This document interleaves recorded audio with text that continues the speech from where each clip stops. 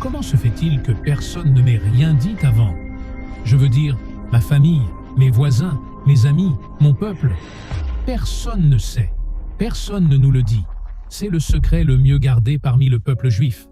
Je suis né dans une famille juive séfarade. Ma famille est juive babylonienne du côté de ma mère et juive séfarade d'Espagne du côté de mon père. Ma mère essayait de nous traîner, mes frères et moi, à la synagogue. Peut-être que cela avait un lien avec notre peuple il y a des milliers d'années. Mais Dieu était très, très loin. À l'école, nous étudions l'Ancien Testament de la première à la 12e année. Nous l'étudions comme l'histoire d'un peuple, comme une littérature de sagesse, quelque chose qu'il faut savoir en tant que juif, mais pas comme la parole de Dieu. Après mon service militaire, comme beaucoup d'Israéliens, j'ai décidé de voyager à travers le monde. D'abord en Asie du Sud-Est. Beaucoup d'Israéliens y vont pour le chemin mystique et le chemin des drogues. Je voulais comprendre ce qu'ils croyaient, et j'ai été exposé à de la littérature hindoue et bouddhiste. J'ai réalisé qu'il existait une réalité spirituelle, mais cette réalité spirituelle que j'ai vue était très, très effrayante, négative, sombre, mais très réelle. Je me suis retrouvé à Amsterdam, en Hollande, où je suis arrivé avec des marchandises à vendre car je n'avais plus d'argent. C'est là que j'ai rencontré un groupe de jeunes croyants en Jésus, très enthousiastes, et j'ai dit « Eh bien, je suis juif et nous ne croyons pas en Jésus. » Ils m'ont répondu « Pourquoi? Jésus est juif ?» Et j'ai dit « Je ne suis pas sûr pourquoi, mais je suis certain que nous ne croyons pas en Jésus. » En apprenant à les connaître, deux choses ont vraiment attiré mon attention et éveillé ma curiosité. La première, c'est ce qu'ils appelaient une relation personnelle avec Dieu. Je ne comprenais pas. Je pouvais le voir comment cela se manifestait dans leur vie. Ils priaient les uns pour les autres, parlaient à Dieu comme on parle à un ami. C'est très étranger à la mentalité juive. Alors, un ami m'a dit « Veux-tu prier ?» J'ai répondu « Je ne sais pas prier. Vous savez, pour ma bar mitzvah, on m'a donné une page. Je l'ai lue. Donnez-moi une page, je la lirai. » La deuxième chose, encore plus choquante, était que certains d'entre eux connaissaient des passages des Écritures hébraïques dont je n'étais pas très familier. À l'école, nous étudions certains chapitres et passions sur beaucoup d'autres passages, mais ils m'ont renvoyé à des passages qu'ils appelaient prophétiques ou messianiques, qui parlent du Messie, et j'étais stupéfait. J'ai dit « Comment se fait-il que vous connaissiez les Écritures hébraïques? C'est à nous !» Et ils ont répondu « Non, c'est toute la Bible. C'est un seul livre. » J'ai dit « J'ai une Bible chez moi et je n'ai jamais vu le Nouveau Testament. » J'ai décidé de vérifier, alors j'ai lu les Écritures hébraïques et j'ai vu que c'étaient les mêmes que celles que nous avions. J'en avais une en hébreu et ces passages y étaient, indiquant quand le Messie naîtrait, ce qu'il ferait, comment nous le reconnaîtrions. En lisant cela, je suis devenu très curieux et je me suis dit « Il faut que je lise le Nouveau Testament. » J'en ai donc acheté un en hébreu et chaque matin, je le regardais un peu, puis je détournais les yeux. Je vaquais à mes occupations et finalement je me suis dit « Eh bien, Erez, tu es un hypocrite. Et parce que tu lisais des écrits hindous, bouddhistes et tout ce qui te tombait sous la main, mais quand il s'agit de Jésus, tu évites. » Alors, j'ai commencé à lire. J'ai été très surpris. Tout d'abord, cela se passait en Israël, dans des lieux où j'étais allé de nombreuses fois. En grandissant en Israël, je n'avais jamais entendu parler de Jésus de Nazareth. Je n'avais jamais rencontré un chrétien. Je n'avais jamais vu un Nouveau Testament.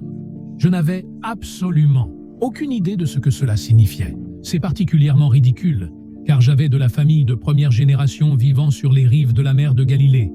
Et tout au long de mon enfance, nous leur rendions visite plusieurs fois par an. Nous nagions, pêchions, mais je n'avais aucune idée que Jésus ou ses disciples avaient existé. Nous appelons ce phénomène le fait que Jésus soit le secret le mieux gardé parmi le peuple juif. En lisant sur toutes les institutions religieuses, elles sont toujours très présentes parmi le peuple juif à ce jour. Mais Yeshua était différent. Je me sentais très attiré par lui. Il n'essayait pas de faire des choses pour gagner la faveur des hommes. Alors, j'ai commencé un processus de comparaison entre les prophéties des Écritures hébraïques sur le Messie, sur la manière dont nous le reconnaîtrions et leur accomplissement en Yeshua dans le Nouveau Testament. À ma grande surprise, cela correspondait. Je suis devenu convaincu, d'abord dans ma tête, puis dans mon cœur, que Yeshua est bien le Messie promis de notre peuple. Peu de temps après, j'ai commencé à remarquer des changements en moi. J'avais une grande soif de lire la parole de Dieu, les Écritures hébraïques et le Nouveau Testament. Pensant que j'étais le premier juif depuis l'époque de l'apôtre Paul, dont j'avais lu l'histoire dans le Nouveau Testament, je sentais que Dieu m'appelait à retourner en Israël pour parler à ma famille, mes amis, mes voisins, mon peuple et à tous ceux que je rencontrerais de cette grande découverte. Que Yeshua n'est pas seulement le Messie des non-juifs, mais aussi notre Messie. Après être devenu un disciple de Yeshua, j'ai été submergé par un sentiment de joie d'un côté, mais aussi d'urgence, car je me disais, comment se fait-il que personne ne m'ait rien dit avant? Je veux dire, ma famille, mes voisins, mes amis, mon peuple. Personne ne sait, personne ne nous le dit. Je ressentais très fortement le besoin d'aller parler à mon peuple. J'ai décidé de faire une surprise à ma famille.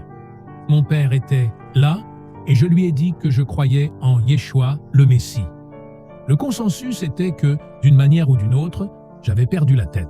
La famille de mon père a organisé une rencontre avec le psychiatre en chef de notre ville, qui m'a officiellement déclaré saint d'esprit. J'aurais dû demander cela par écrit.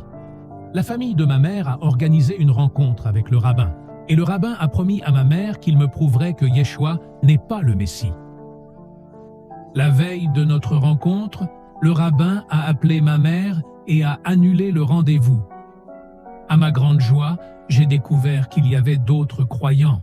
J'ai découvert qu'il existait une congrégation de croyants juifs, et j'ai commencé à y aller. Je leur ai dit que je voulais étudier la parole de Dieu, s'il y avait une école biblique ou un collège biblique, où je pourrais investir du temps pour étudier la Bible. Ils m'ont répondu qu'il n'y avait rien. J'ai complété mes études doctorales aux États-Unis. Et avec ma femme et mes jeunes enfants, nous sommes revenus en Israël. Je savais que Dieu m'avait appelé à le servir, mais je ne savais pas exactement où. Je me souviens très clairement de ce que j'ai ressenti en découvrant Yeshua et en ayant un profond désir d'étudier les Écritures sans savoir comment m'y prendre. Je ressentais très fortement le besoin d'offrir cette opportunité aux croyants israéliens, juifs et arabes, d'étudier la parole de Dieu en hébreu, là où tout s'est passé. À cela, je consacre ma vie.